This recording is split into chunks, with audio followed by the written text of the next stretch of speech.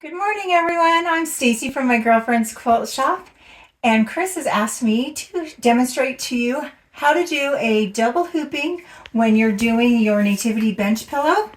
I know a couple of the girlfriends have asked how to do that, and I'm more than happy to show you how to do that. And also, if you're interested in doing the clear blue tiles, I'll show you how to use the clear blue tile so that you can have that really pretty background quilting on your block.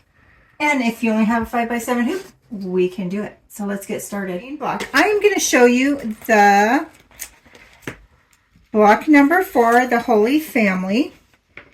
In your instructions, if you go to page 34 on the normal instructions, it'll tell you clear blue tiles method for quilting blocks in the 5x7 hoop. So what we're going to do is we're going to use a regular cutaway or light mesh cutaway stabilizer. It says cut project batting that's 1 inch larger than the background fabric. So I already have that pre-cut. So we're going to have that, and I'm just going to kind of center it like that. Now you can put spray adhesive on the back of it to keep it to stick. I'm not going to do the adhesive. I'm just going to do like the purple glue. The batting pretty much keeps it from moving. Looks like I'm almost out of my purple glue, but that should hold it. And I'm just going to center it right here on my batting. All right. Now what I'm going to do is I'm going to get my clear blue tiles out. And I'm just going to be using the Essentials pack because that is what a 5x7 is. It's just that basic. The other thing I'm going to do before I even do that is I'm going to print out my instructions for the 5x7 rehooping, which is separate from the main instructions. But I also have the main instructions because there's a couple things I'm going to look on here that I'm to use for here. And the first thing I'm going to look at is if I was doing it a block by block, it says that I'm going to need a 6x8 design. So I'm going to keep that in my thoughts, that a 6x8 design. Now, even though I have a 5x7 hoop, I still kind of need that number. And if you'll notice on here, this background quilting is kind of like the starbursts. And the background quilting we're going to be doing is a little bit different. It has more of the star look. And the reason that is because with clear blue tiles and Kimberbell, they have a blue set of patterns. I'm going to have Kathy follow me over here. If you look here, you've got the line ones and the starburst ones. Now the orange ones are if you're doing block by block, and the blue, anything that has the blue is for clear blue tiles.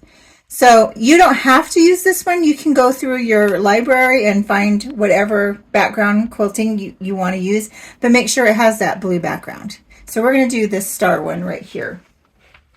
So the first thing I'm going to do is I'm going to go through my clear blue tiles, and I've already pre-done this. And like I mentioned earlier, it says we need a 6x8 design. Well, I don't have a 6x8 clear blue tiles.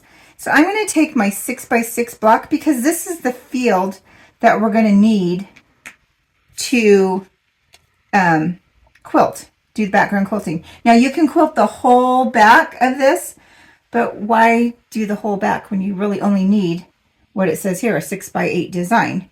So I'm taking my 6x6 finished block, and then I'm going to add a 2x6.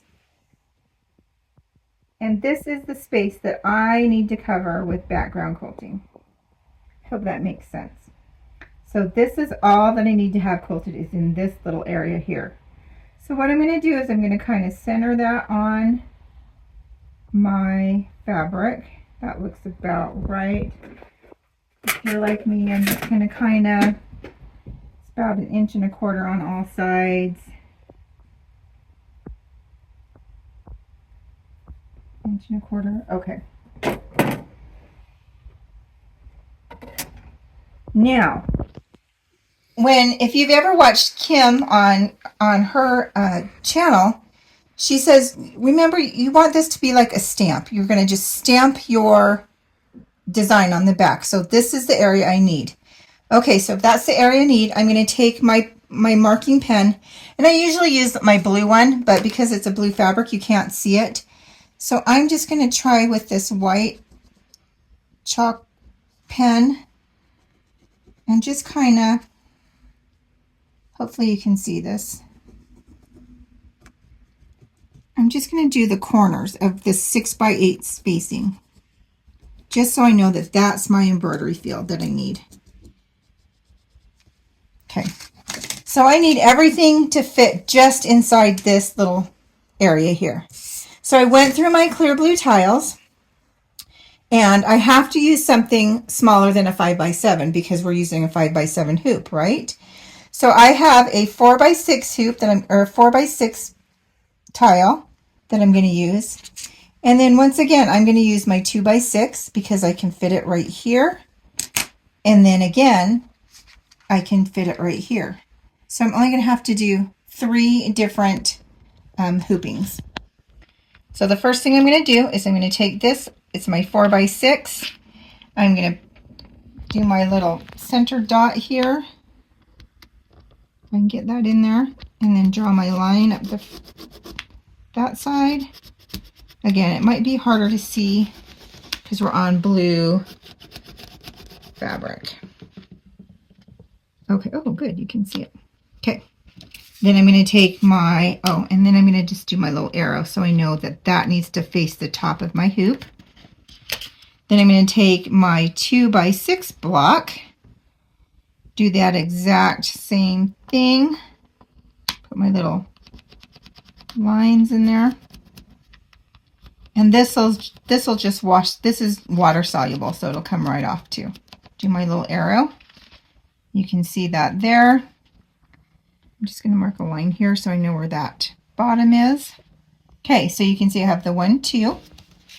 Now I'm going to flip this direction and do that exact same thing. So it's lining up on that line and lining up with those two. So once again, put my lines and then put my center. All right, so there you go. Those are our 3 hoopings that we need to do. And it says to mark on there what ones you did. So 4x6 and 2x6. I'm not going to mark it. I'll remember what they are. So then the next thing we're going to do is we're going to hoop light mesh stabilizer. Then we're going to go over to our machine. We are going to bring in the crosshairs.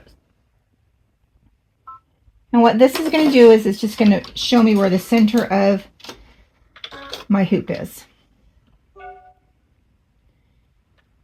Now I have the crosshairs from another project, so if you have another project that you've done that has the crosshairs, just use that one. Again, it's just showing you the center of your hoop. And this just makes it easier to line up.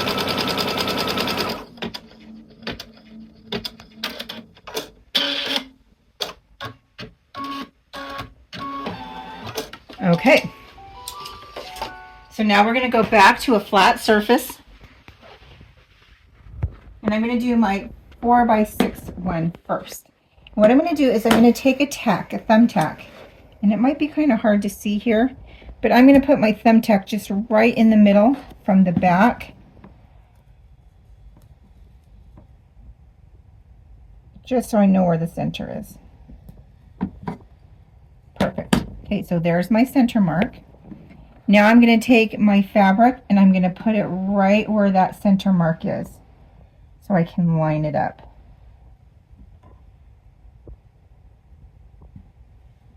Perfect. Okay. The next thing I'm going to do is I'm going to take, I have a grid that comes with my hoops, and I'm going to just lay that grid down just so I can make sure that these lines are going the right direction, because sometimes when you put things in the hoop, when you're doing this, you know, your fabric can shift and go that way. You want to make sure it's straight. Now, if you don't have a grid, Kim also has a video on how you can make your own grid for your hoops. But the Baby Lock, I know the brothers come with grids, and it just makes it easier to line it up. Okay, So that's perfect. I'm just going to leave it there. Now, if you want to, you can take some tape, Kimberbell tape, and just kind of tape it to the hoop so it doesn't shift. But I think we're pretty good. Now, the other important thing is that you take this tack out from behind, because if not, your machine's going to the spa. And I am going to pull up on my machine the embroidery file for my 4x6, which will be this one right here. I'm going to set it. Now I'm going to put my hoop back in, and I'm going to use a light blue just so you can see it. I personally like to use one that kind of blends in with the background, but for filming purposes, I'm going to use this light blue one. And then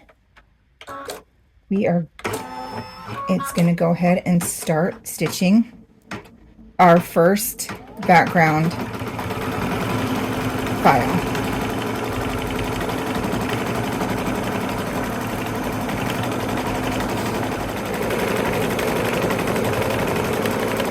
So it looks like we've just finished doing our first round of our clear blue tiles. And I'm going to unhoop this.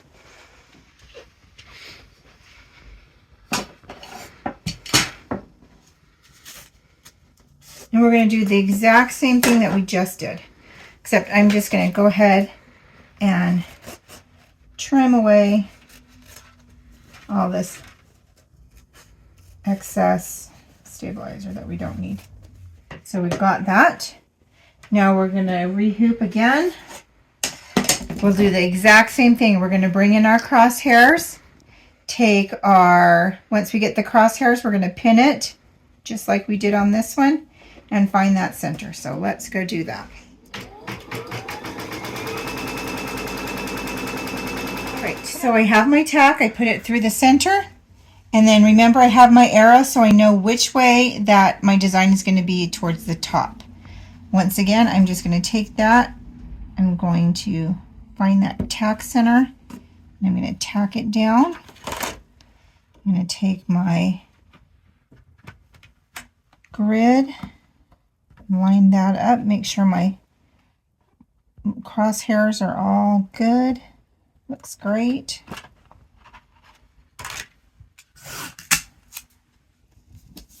Tape it down, and then once again I'm going to remove that tack from the bottom. All right, now the next two hoopings are the same size, so it's just a 2x6. Put that right in there. Go to my 2x6.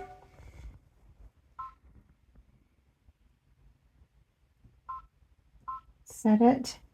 And then once again, I'm going to take my beam and just kind of see if I can line that up a little bit better. Put my presser foot down.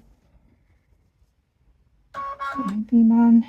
And now I'm just going to go ahead and start the next section.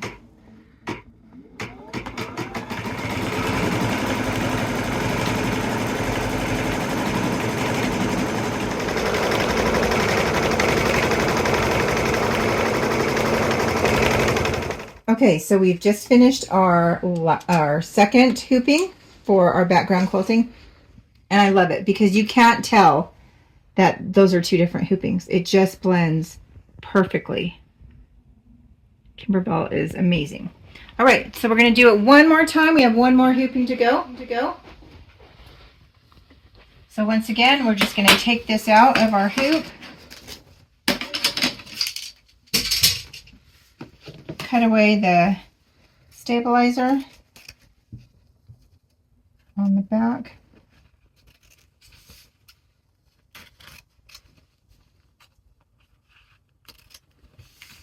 Now, if I was doing a project where I had fabric on the back and stuff like that, I would have taped, or if I was doing this whole piece in a background quilting and not just this little section, make sure that you would tape all of these sides down.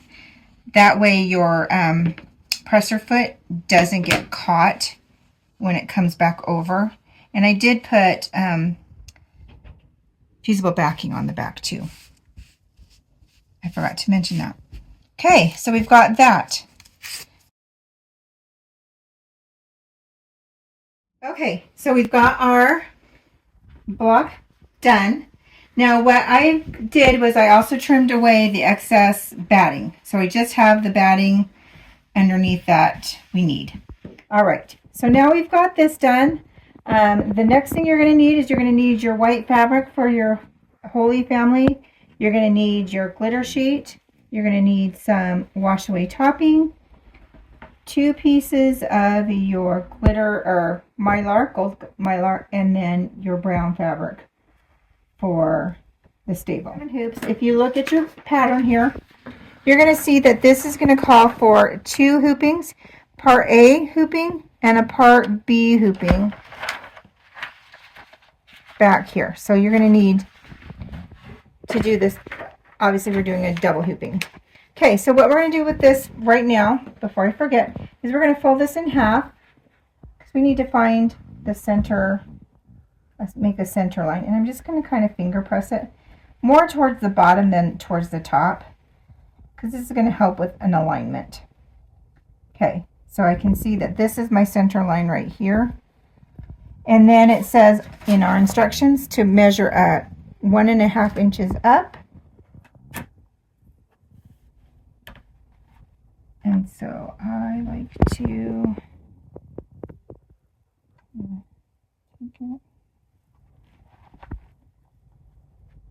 it's going to be a little harder with the batting underneath it, but if I can get it kind of right where I need it and fold it, measure pretty darn good.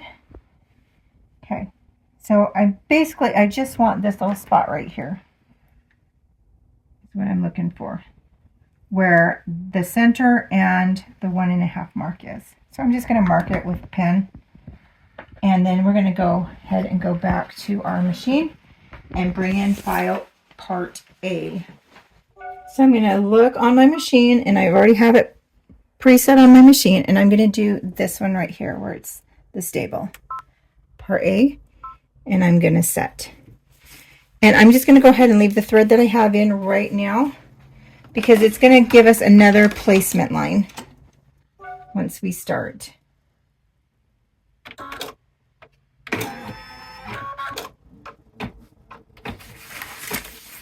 So in our instructions it says right here it's just going to give us a little placement line right there so we know where to put our fabric.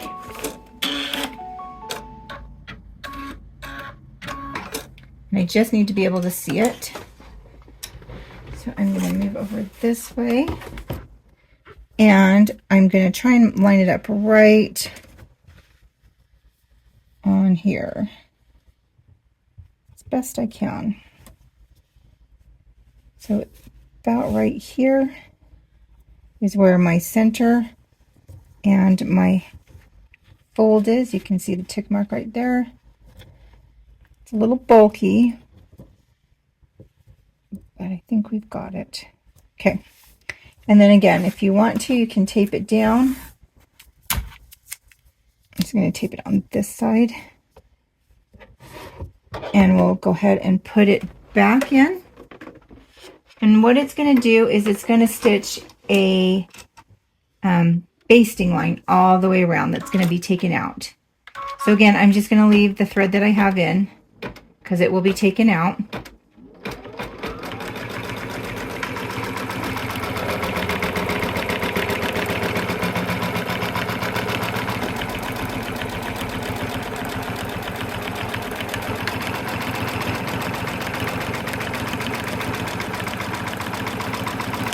And I just kind of smooth it out as I'm making sure I keep my fingers away from it. So we're going to go ahead and change our thread color because we are going to do the halos, and I'm going to use a gold metallic thread. So we've got it threaded, and now it's going to stitch out our halos.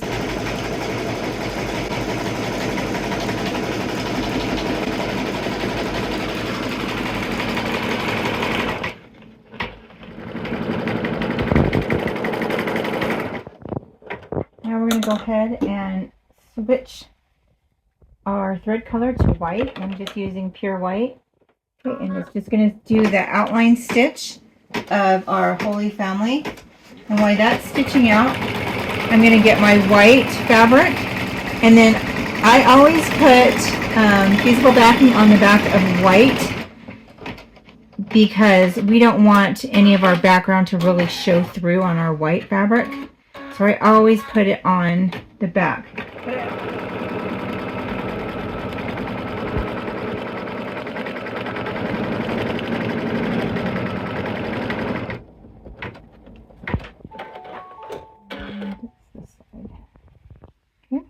I'll just go ahead and place it on, making sure it covers all the stitching. And we will do the tack down.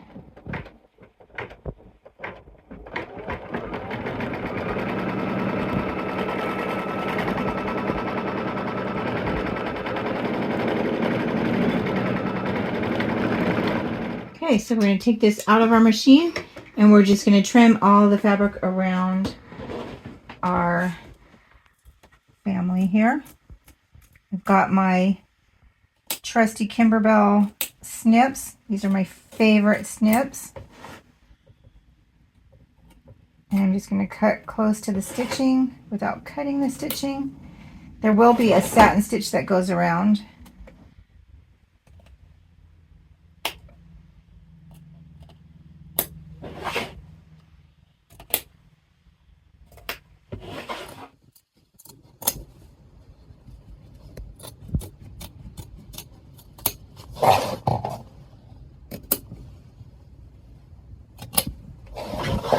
All right, and then I just kind of go back and just see maybe there's somewhere I can trim it just a little bit closer. So we've got that trimmed. We're going to go put it back in our machine. And now if we look at our machine, it's kind of hard to see, but it's just going to do the satin stitch around the family. It's kind of hard to see there. I'm just going to keep it white. While that's stitching, I'm going to get out my wash away thread, soluble thread. We're going to need that in our next step here.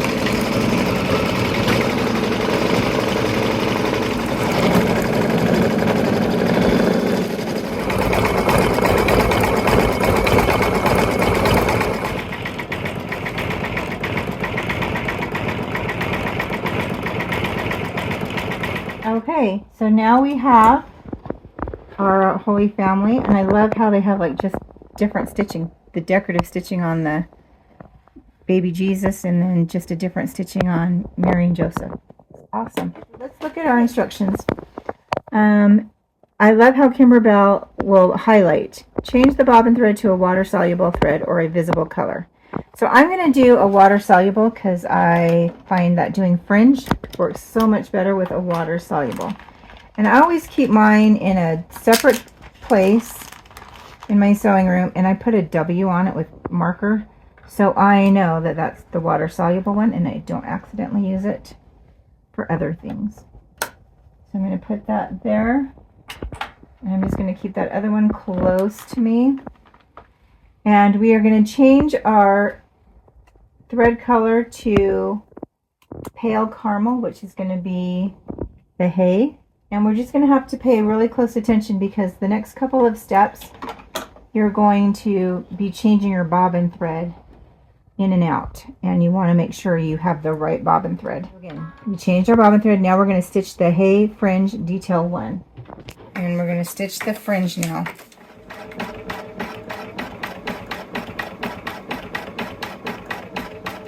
So what it's going to do is it's going to stitch out like two different layers of the hay fringe. So this is the first layer it's going to stitch out.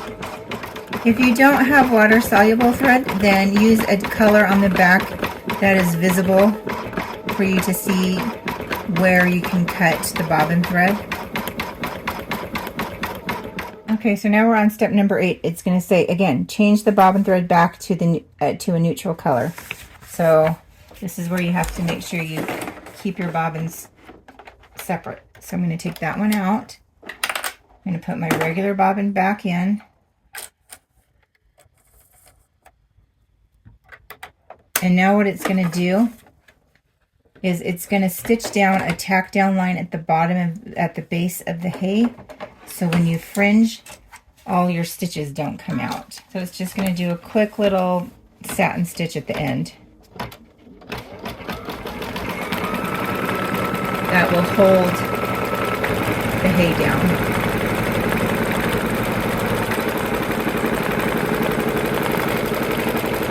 Okay, then once again it says change your bobbin thread, because now we're going to do the second layer of fringe. So once again, I'm going to take this out, put my water soluble back in.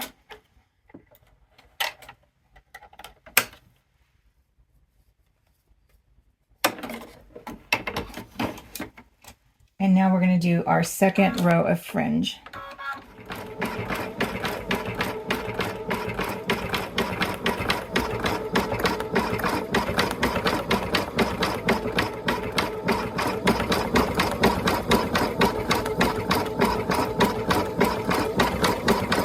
Finished our stitch out for our fringe, and now I'm going to go ahead and once again switch out my bobbin from my water soluble and put in my regular bobbin thread, and I won't have to put the water soluble back in.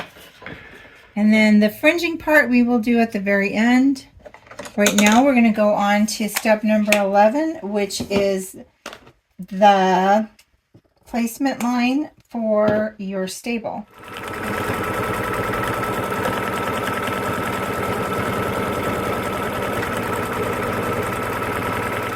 Okay, now we're just going to put our fabric over top of it, making sure it covers all of the lines. And we'll just do a tack down line. So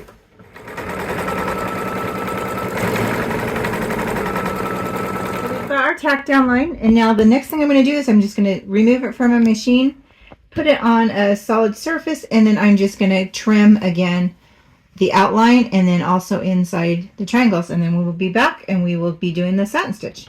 The next part of our stitch out is going to be just the satin stitch around the manger and inside, or not the manger, the stable. And we are almost done with part A on our 5x7 rehooping. All right, we just finished our satin stitch around our stable area. The next thing we're going to do is we're going to take our nice glitter sheet, and we're going to make sure that we peel off the plastic on the top. I'm just going to stitch a placement line for our star. Okay, I was having some shredding issues. So like I had mentioned earlier, when you get those, when you're using metallic thread, if it starts to shred, put some Sewer's 8 on it, and that's what I just did. And I even put some Sewer's 8 on my needle.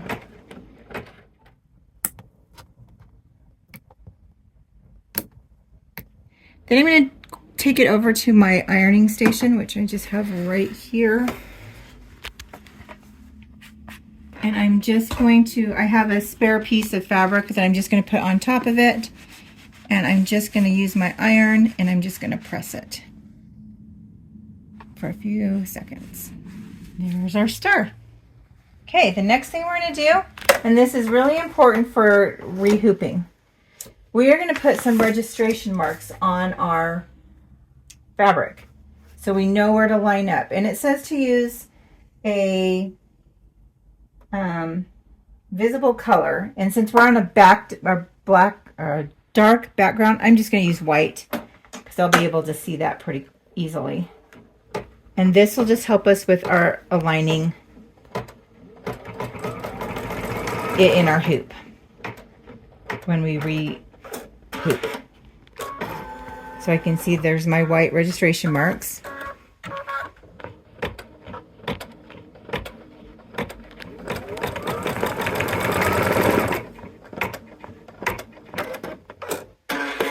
So the next thing we're going to do is we're going to take this out of the hoop, and maybe even before I take it out of the hoop, I'm going to go around and I'm going to take out all of my basting stitches. So just be careful.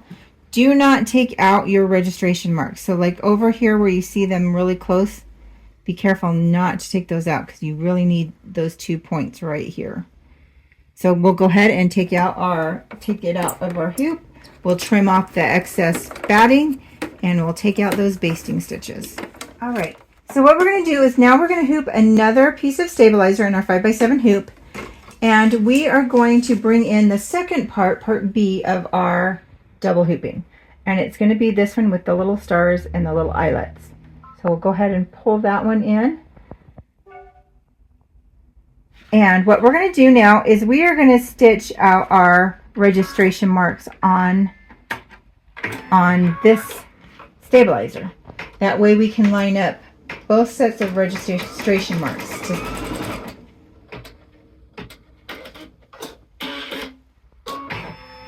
So I'm just using a dark color just so I can see them better. And we'll just leave our design in. We're going to go over here to our table. And what we're going to do now is we're going to take these registration marks and I am going to line this up so that my registration marks match these registration marks like that. And I'm going to take my tacks again and I'm going to put it on that corner right here, tape it down, and grab another tack.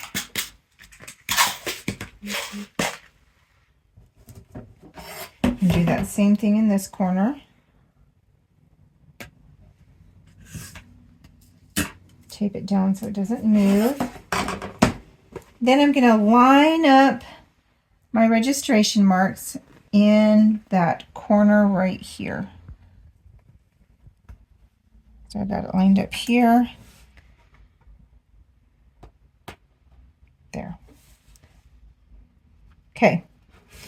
So I've got the corner of my registration mark here and the corner of my registration mark there. It's all lined up in my hoop.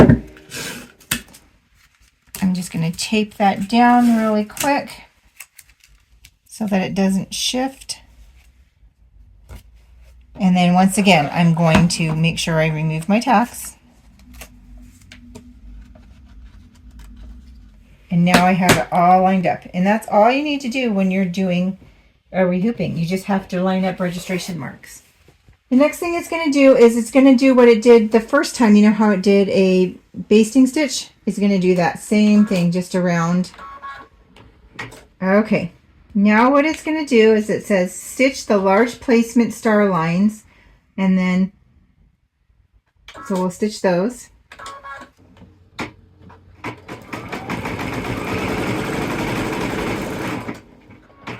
Then you're going to stick your mylar on top.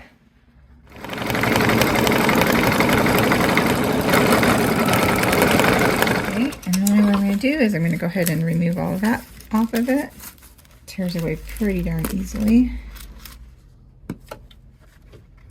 Okay, and then it's going to do another decorative stitch on the outside of it.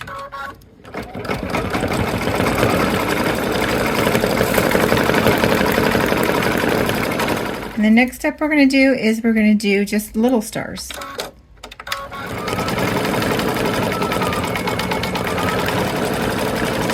Okay, so we've got our stars stitched out right here. They look great. The last thing we're going to do is we're going to do the little eyelets. And so I'm using Brilliant Blue to kind of blend in with the background. And that will be so that you can put your little fairy lights through it. So they'll just stitch out 3 little eyelets. And then we will be done. Okay, so there you have it. You've got your double hooping.